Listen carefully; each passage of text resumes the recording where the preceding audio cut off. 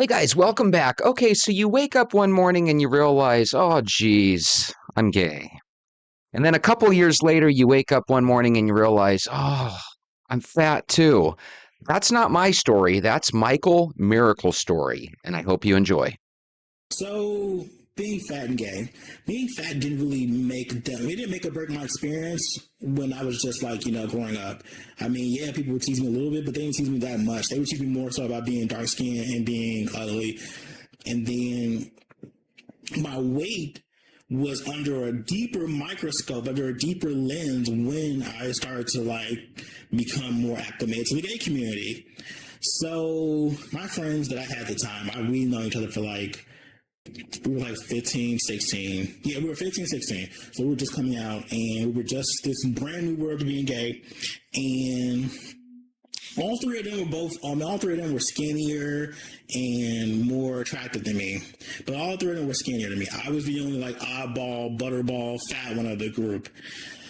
So I got hit all too often with the, oh God, you're a fat friend, or just feeling like, oh, I must be the fat friend. And gay people definitely reminded me that, yeah, Michael, you are fat, and that is not acceptable. That is not cool. Like, you should not be fat and be gay. That's not the way you do it. So I grew up and I got very inundated. Now, one thing I didn't talk about in the last video, which I'm going to talk about more in this one, is how social media played a part in it. Our thing was BGC and MySpace. And people who don't know what BGC is, that was Black Gay Chat. Like, it was such a huge thing. I think there needs to be a documentary done on it because it was quite the experience being on it. I still have friends I've met through BGC. BGC definitely it was specific. I think it was gay social and dating website pretty much. So you create a profile, you do all that stuff, blah, blah, blah. And I remember creating profiles and trying to get pictures and stuff like that, and how I would try to take pictures that made me look less fat. If you had a MySpace account, let us know down in the comments. And have any of you ever dealt with this where maybe in the group of friends that you had, you were the fat one, you were the oddball out? If so, let us know down below. I hope you enjoy the rest of the show. Even then, I was like maybe 100 pounds smaller than I am now, but even then, I was like really heavy. I was gay fat, so yeah, I got reminded how fat I was a lot. Like, my friends were like slim, skinny, had six packs, and they had the body that most gay men wanted, and I definitely didn't. And I got reminded so often. I remember we would go to Milwaukee to go hang out and do stuff like that, and they were all like, "Oh, you're a plump friend," or they would always make mention of how my weight. Anytime we went somewhere, someone would always say something about my weight. By the way, the reason I'm laughing is because technically, usually it's no problem at all for a guy to be a little bit overweight, right? Girls tend to love them, right? They're the teddy bear type. I had no idea that the gay community could be this kind of mean. And I'm sorry that Michael's going through this, but at least he's sharing the experience. So yeah, my weight was always an issue. People always say stuff about me being fat, like your friend's fat, or he's a little got extra weight on him, or he's a little thick. And I noticed people would definitely treat me a lot differently. They treated them because of me being fat. Now, where this got really bad, I think I was like 19 years old. I was working at this private dining club downtown Chicago. I was going to college. I was really feeling myself doing it. I got knocked all the way down, down. So I always have had struggles with dating since I was 16. Like, it was like really hard for me to date. Guys definitely didn't want me. I was already like so toxic and, obsessed with image to where I was like telling guys, oh no, you're not attractive enough. And then guys were telling me the same thing. It was like this really back and forth. It was a nasty cycle that I was stuck in. And I think I got to a point where I was like, man, I wish I could really find like a really good guy to be with me. Now, mind you, before this, I would talk to guys, and I did this dumb thing where I would have my friends there with me when I would meet guys and stuff, because I don't know why. Maybe because I was afraid or something like that. And a lot of times the guy would be like, I'm not really into you, but your friend over there, can I talk to him? And yeah, that happened like at least 5 times.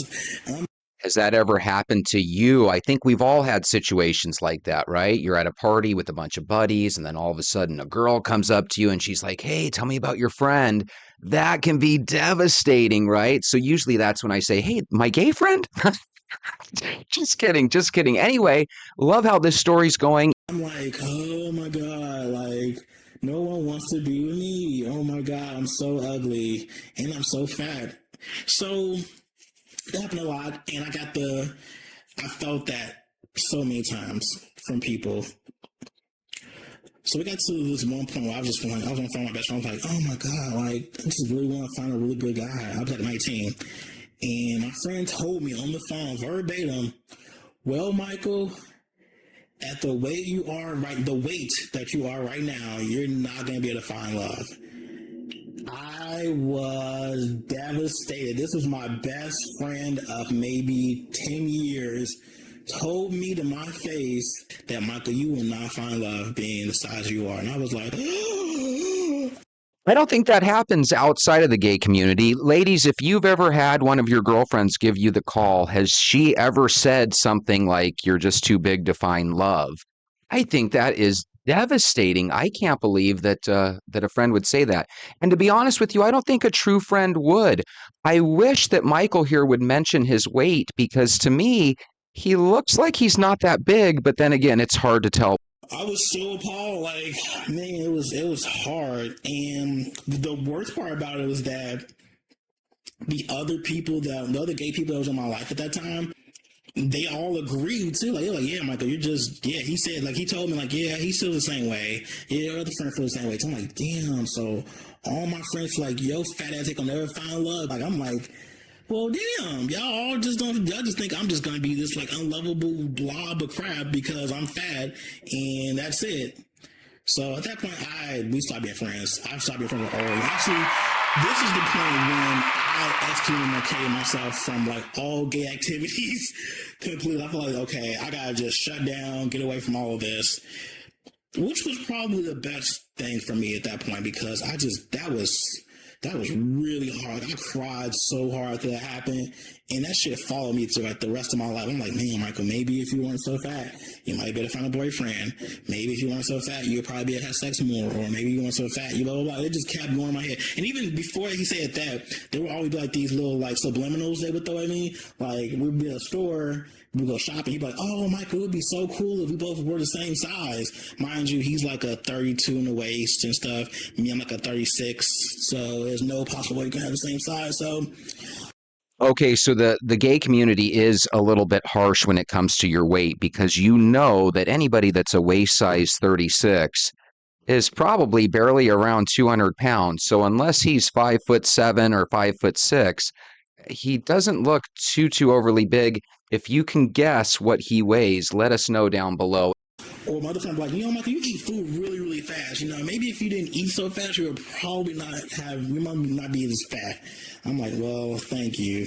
Or maybe you should just, go on a diet or, lose some weight, we could all go on a diet together. Mind you, they're both like small. So it's like, this was one of those things where they were trying their best not to be mean about it, but they were definitely telling like, Michael, you being fat kind of fucks up our whole like thing we got going on with this trio. So yeah, before that, they would definitely make digs at me about my weight. These are my best friends at the time. These are my best. This is not like just regular people. These are like best friends. So this hurt. And then that point when they told me that at 19, that just hurt so bad.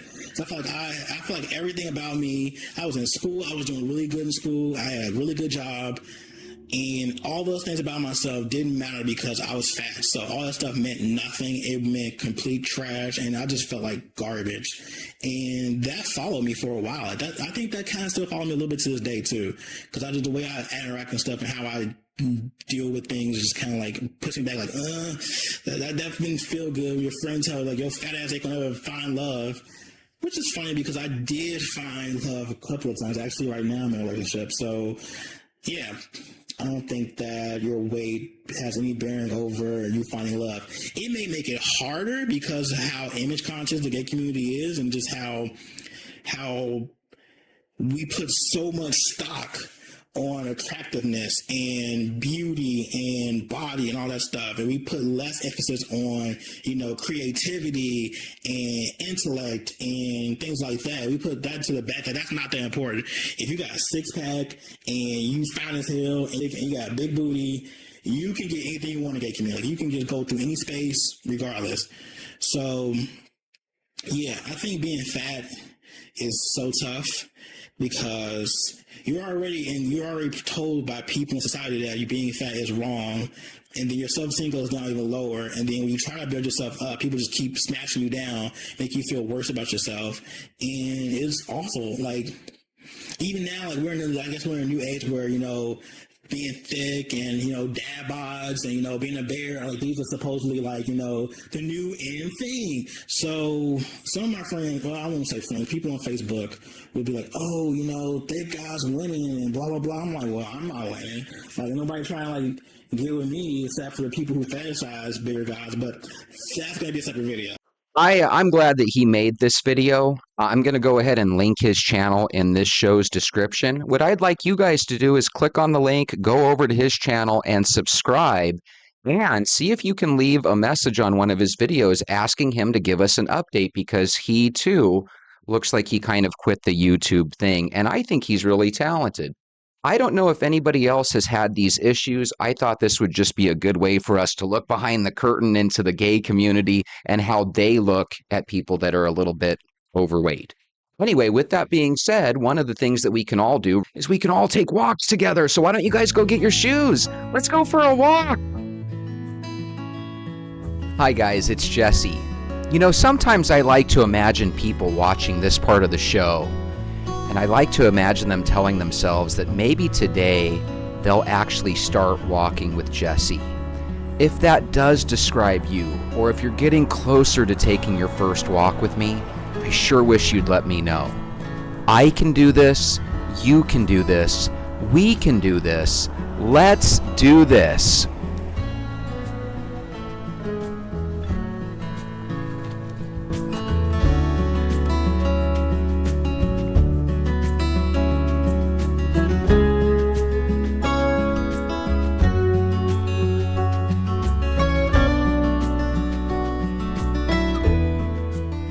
Good morning, Venters. Happy Friday. Thank goodness it's Friday. I hope you guys had a happy 4th of July. But here's the thing.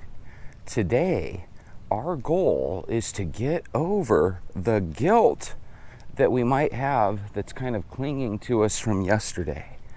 Whenever you have a situation where you're going from eating really, really healthily,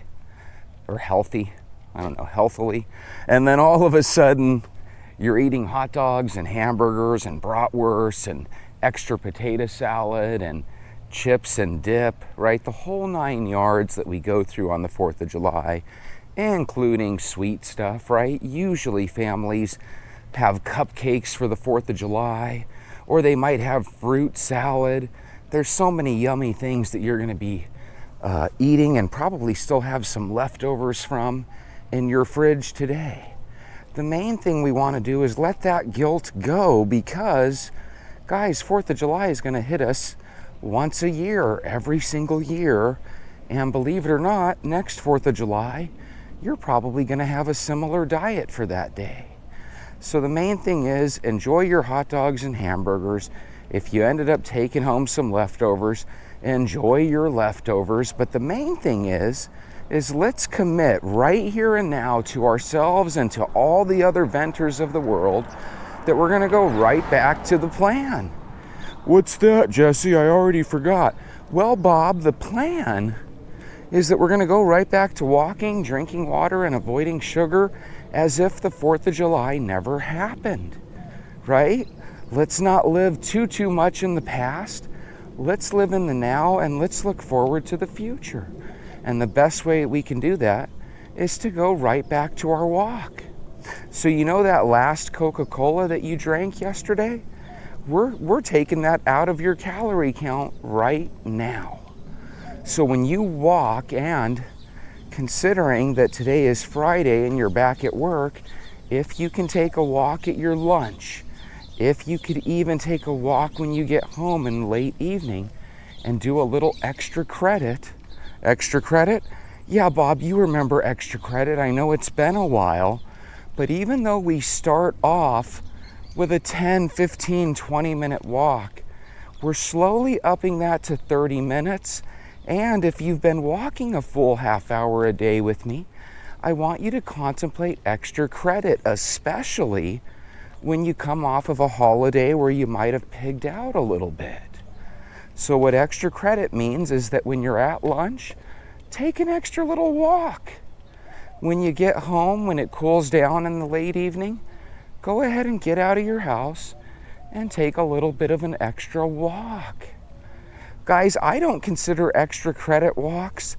I don't even consider them extra credit because I just enjoy them so much. So again, imagine having an exercise plan that you actually enjoy. You know, every single day that I'm walking with you, I'm usually talking about a fun story from somewhere in the country, right? Sometimes I'm venting to you, but you got to remember, the ultimate goal is just to put one foot in front of the other. And what you'll find is that if you do this with me, not only for 21 days, not only for 3 months, but if you do this with me for multiple years in a row, and I know that's a hard sale right now, but let's take it one day at a time. And just know that if you do this with me for a long, long time with me, we're going to have a situation where holidays never bother you again. And I mean all holidays. Most people gain 3 to 5 pounds every Thanksgiving and Christmas. I don't really go through that.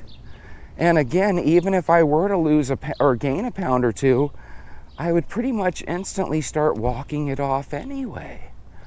So again, if you're new to us or new to my show, one of the things that I feel completely confident over is that I can not only teach you how to lose weight in the now, but I can help you lose weight in the future as well. The main thing is that when you're walking with me, just know, nobody's going to lose weight the first couple of weeks or first month or so. But if you stay with me, nobody's going to gain weight. You know, that's one of the keys. Nobody's going to gain weight if you're constantly destroying and burning calories. And that's what we venters are. We are calorie burning machines. So just keep walking. And another thing I don't want you to feel guilty about is you might very well be trying to eliminate sugars and sweets, and you might be trying to drink nothing but water, and you might even be trying to eat healthy as possible. And sometimes those things just aren't really happening for us, at least not right away. So instead of feeling guilty and throwing your hands up in the air and quitting, like you've done a lot of diet and exercise plans in the past, why don't you just think about something? Number one, it doesn't get much easier than walking, okay? So there isn't going to be a plan that you find out there that's easier for you. So if this plan is challenging, this is where I really need you to ask yourself, if I can't walk each day, then I'm more than likely not going to be able to handle any type of exercise routine, because it doesn't get easier than walking. And sometimes when we tell ourselves things like this, our brain can start to rationalize that, you know what, I'm looking at this the wrong way. I'm looking at this like we're lifting 1,000,000 pounds of weight, when I should be looking at this as in, it doesn't get any easier. And the more I practice walking, the easier walking's gonna get. So even though this might seem challenging for you today, it doesn't get any easier, but at the same time, it's not gonna get any harder because your body's gonna get used to this. And again, if some of you guys are walking 5 or 10 minutes with us, and you're very, very much out of shape to the point where even the 5 or 10 minute walk is challenging, guys, don't stop, keep going. Because a little 5 or 10 minute walk around your block today, I promise, can be a half hour to an hour walk as early as this time next month. Let's just baby step that. And I also promise you this, most of the people that have been with us for a while are no longer walking half an hour. Many people are walking multiple miles a day. So if you can keep that up, by all means, guys, keep that going. I think the problem with diets is the same thing that's a problem when we're not on a diet. We have this monotonous life, right? You're walking every day. You go to the scale every day. You never see 1 darn pound of change. So it's real easy to throw your hands up in the air and quit, right? And that's kind of what happens on the opposite end too. You're sitting there eating everything that you want and you're happy the moment it hits your lips, but then you're miserable when you look at the man or woman in the mirror. So what we have to do is we have to come up with a plan. You know, a lot of times when people are addicted to soda or addicted to drinking sweet drinks, for example, me, God, there was a while there where I was really drinking sweet tea each and every day. If you're drinking sweet tea each and every day, then that's something that you can slowly baby step away from. How do we do that? Well, they have this semi-sweet tea. Buy yourself a gallon of semi-sweet tea. Drink that for a week. And then at the end of a week, maybe you could buy that same semi-sweet tea and you can slowly add water to it. If you're a Kool-Aid drinker, you know as well as I do, if you put a cup or two of sugar in every liter of Kool-Aid you make, it's going to taste sweet. Well, there's nothing stopping you from cutting that sugar in half. Make yourself a glass of Kool-Aid that maybe doesn't taste so sweet. It ain't going to kill you. It's going to get your taste buds used to less and less sugar. You know, I'm a big fan of fruit. If you absolutely are kicking yourself because you can't get off the dessert foods, go buy yourself a bunch of bananas. Bananas have got to be the most bang for your buck that you can buy. It seems like they're constantly set at 59 cents a pound, no matter where you go in the country. So what that equates to is you're able to buy a bunch of 6 or 7 bananas for about $1.50. Guys, it doesn't get any better than that. Right there, a bunch of 6 or 7 bananas can equate to 6 or 7 desserts for you. Well, I don't really like bananas, Jesse. I don't equate that to a dessert. Well, guess what? Neither does anybody else. But if you combine that with a glass of milk and ice in a blender, you can fool and trick your brain and mind. How is that going to trick me? When you drink that, your body thinks you're drinking an ice cream shake. In reality, you're drinking a glass of milk with a banana and some ice, right? But when you blend it together, it has a creamy feeling. It tastes sweet. It doesn't taste like a banana anymore. It tastes like banana ice cream. But if you take that same banana and milk and ice blended up, and if you were to give it to a family member, you know what they would taste? They would say, "Oh my God, Mom, this is bland. You need to add about a cup of sugar to this, and then it'll taste like ice cream." But here's what you're not realizing. That's because your family members are still used to eating sweets. If you can go 3-4 days in a row without sweets, blend yourself up a banana. I would say blend it up with any fruits, right? Strawberries, raspberries, whatever. But guys, they don't really have much flavor. The banana actually has a little bit of flavor, okay? So if you want to throw strawberries in there, throw strawberries in there along with your banana. But let me tell you what's going to happen. If you're not eating sugar, it's going to actually taste sweet to you, and you're going to fool your brain. If you are eating sugar, it'll be like a test to you. And what I mean by that is when you taste it, it'll taste really bland, like it's missing something. And I know what it's missing. It's missing sugar. Okay? So all I can tell you is if you're trying to be strong, If you've gone 3 or 4 days without sugar and you're just on your last leg and you know you want to break down and have sugar, please, I implore you, try a banana smoothie. People will tell you, Jesse, that's still going to help you gain weight. It's not going to help you lose weight. Well, let me tell you something, Bob. It's a heck of a lot more healthier, and it gives you an energy boost a heck of a lot more than a traditional chocolate ice cream shake, okay? So I'm telling you guys, you gotta trust me on this. Blend up a smoothie. Don't put any sugar in it. If it makes you feel miserable and it makes you want to have an ice cream because you're addicted to sugar and it's just not sweet enough, then put yourself a little half of a teaspoon of sugar in it. Not permanently, just for the first couple days. And let's baby step that down to a teaspoon of sugar and then ultimately down to no sugar. Because you got to remember that the goal is to get off sweets. And let me tell you what happens a month from now. If you start taking this banana smoothie, and if you can stick to it for about 3 or 4 weeks to the point where you're completely off of the ice cream and the donuts, then what you can do is you can resolve that, hey, I'm going to go ahead and quit this smoothie for the last month of the challenge. Because keep in mind, we're getting towards day 21 here now. We're 3 weeks into our challenge, which means in just 1 more week, guys, we're going to be 1 month done out of a 3-month challenge. That's how fast this challenge goes.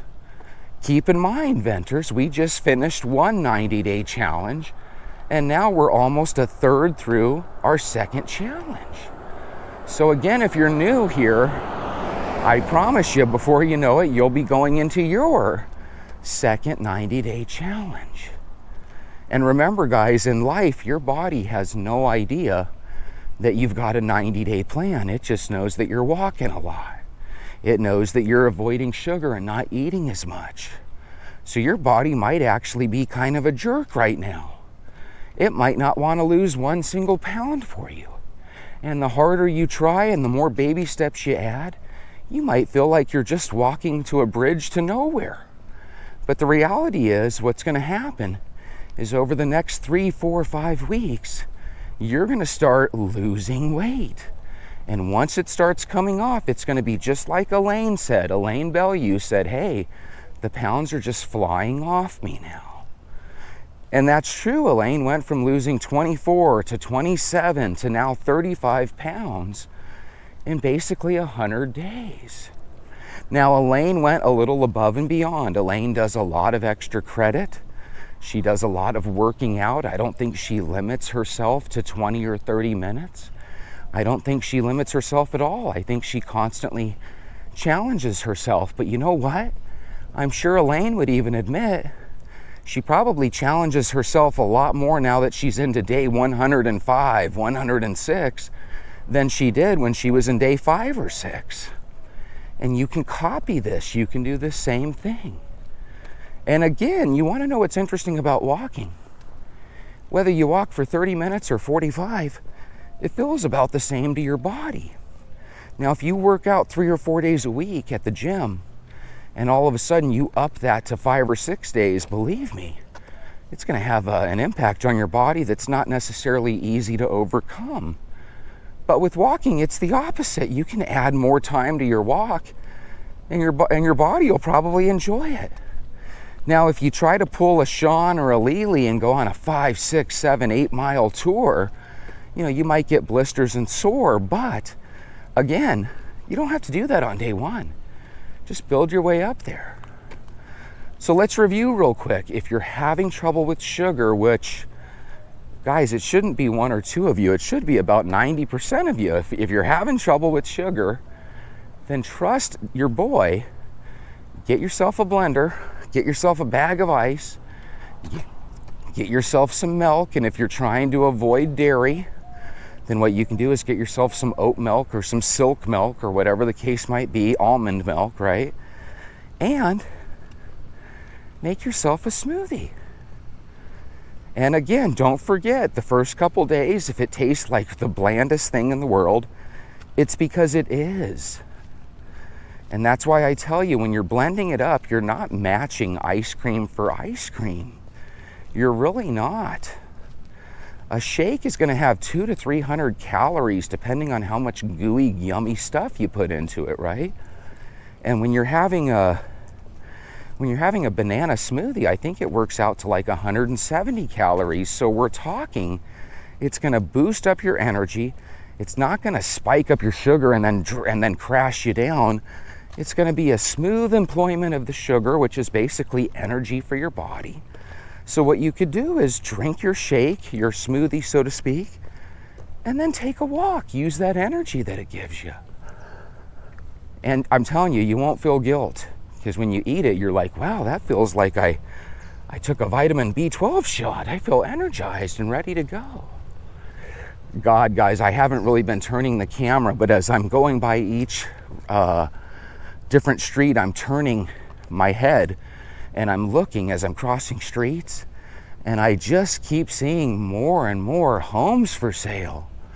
So this home wasn't for sale for the longest time, but now it is. And I'm seeing that on all the streets. So literally in just the last month or two, I feel like I've seen 6 to 10 different properties that have popped up for sale or for lease or for rent.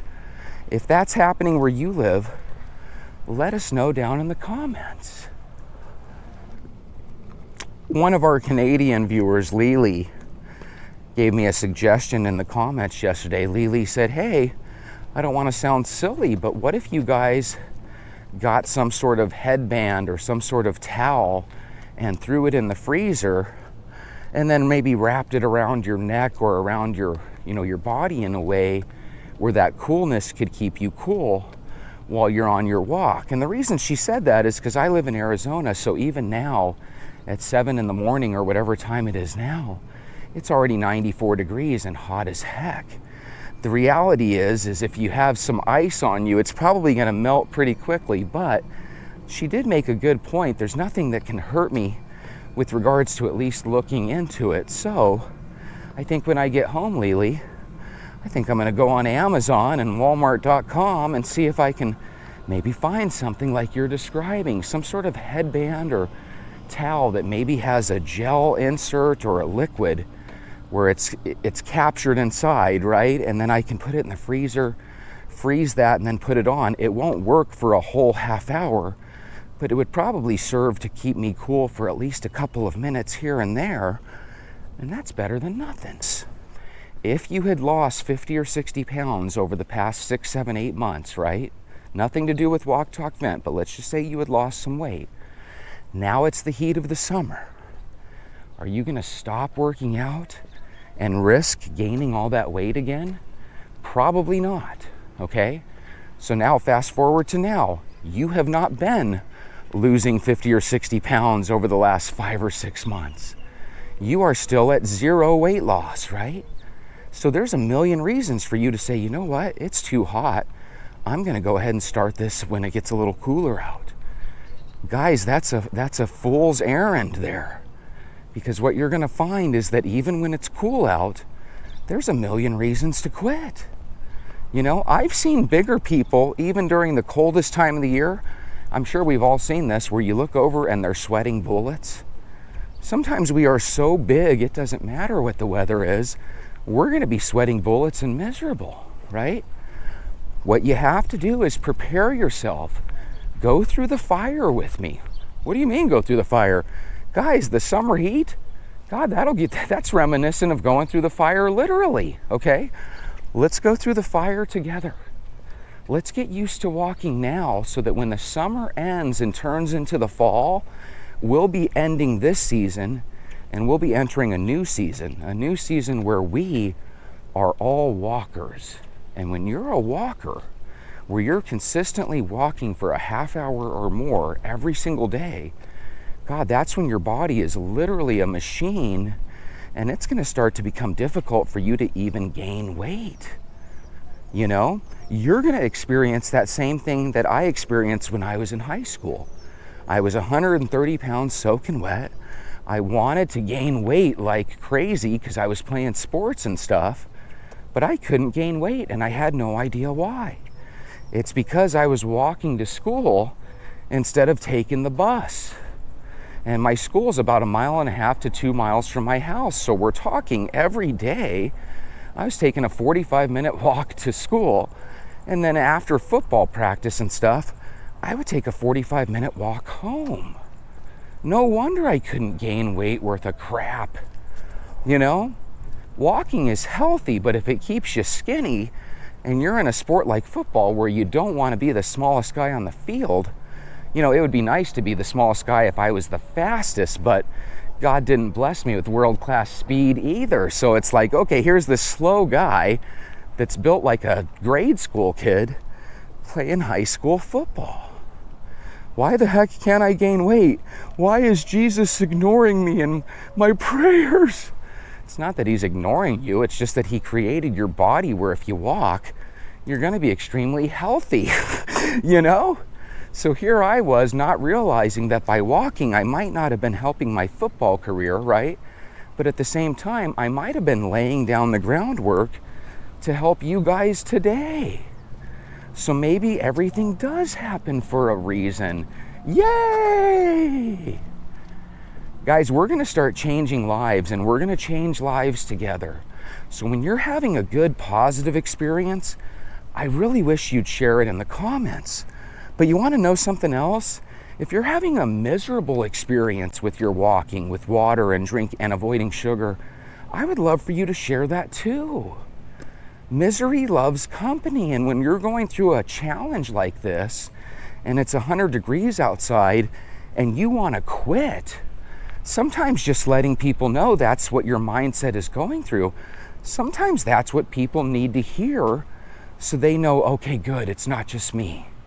God, all these venters like Mala and Lily and Sherry Ann, they seem to just really enjoy this torturous thing called walk, talk, vent. Guys, the reason they enjoy it is because they you start to quickly realize Jesse's not lying to us. If we drink water, we don't always need a soda. If we eat fruits and blended drinks with bananas and ice, we can actually get off of the donuts and the ice cream. If we cut down our soda consumption and increase water and walk every day, Jesse's right, I can lose 10 or 15 pounds. And you want to know something? The weight is like a domino. If you can get those first little dominoes to fall, before you know it, all the dominoes fall. So cheers, raise your cup up. Raise your burger up that you're eating as a leftover from yesterday, and cheers to the fact that you're going to be losing weight here pretty soon. And that 4th of July that normally would have helped you gain a pound or two, guys, you probably broke even this year. And now if you continue to walk with me today, we're going to go ahead and eliminate what you ate yesterday. And if your job blessed you with a 4-day weekend and is giving you Friday off as well, do some extra credit. Walk twice today. Avoid all sugars today. You just pigged out yesterday. And if you do continuously pig out, don't give up. Out of every 100 of you, there's probably 50 or 60 of you that did eat poorly on the 4th. And there's probably a good percentage of you that have been eating poorly even since you started. But that's okay. You know why? We're doing baby steps. So rejoice in the fact that you probably have canceled out the 4th of July just like that. And now moving forward, guess what? We're going to prepare for the next hurdle, Thanksgiving. You're going to come up with a proactive plan. I was able to survive the 4th. Now, using Jesse's plan here, how the heck am I going to get by Thanksgiving? I'll tell you how you're going to get by Thanksgiving. Instead of devouring half a dozen rolls, you're going to have 1 or 2. Instead of having pumpkin pie, sweet potato pie, cherry pie, and apple pie, you're just going to have some sweet potato pie and call it a day. Instead of drinking Coke and all the sweet tea that you can put into your mouth, you're going to drink water. You're going to grab a lemon and have some lemon water. You're coming up with a plan, Bob. By Jove, you've got it. That's the key to life. This is what skinny and thin people do compared to what heavier people do. Heavier people throw their hands up in the air and grab a Twinkie while they're doing it. Skinnier people throw their hands up in the air and they say, gosh darn it, I need to find a way. And then if you jump into your think tank while you're on a walk, you'll figure that way out. So let's stay positive. I don't know how this battery hasn't melted. It's so warm today. So I want you guys to stay positive. Go on some extra walks. We are going to conquer this insurmountable mountain together. Because let's be honest, if you're new and you're heavy and you're a lot heavier than you want to be, even walking with me might be a challenge. But I promise you that each step you take now is going to make things easier tomorrow. And this is one of those plans that the more you add to it, it just continuously gets easier and easier. If you would have went up to Sean and said, Sean, you're going to walk 8 to 10 miles today. If you would have done that on day one, Sean would have said, you want to bet? But Sean is walking 6 to 10 miles every single day lately. That's what you call a lot of extra credit. Sean, I'd be willing to bet that gaining weight for the 4th of July, no matter how much you eat, is probably going to be tough because you're just going to walk it off the next day. So everybody, let's copy people like Mala and Lily and Sean that never miss a day. Keep walking, and believe it or not, pretty soon you'll be able to skate through all these holidays. And by the way, if you are eating a burger right now, tell me how it tastes in the comments, and have a beautiful day.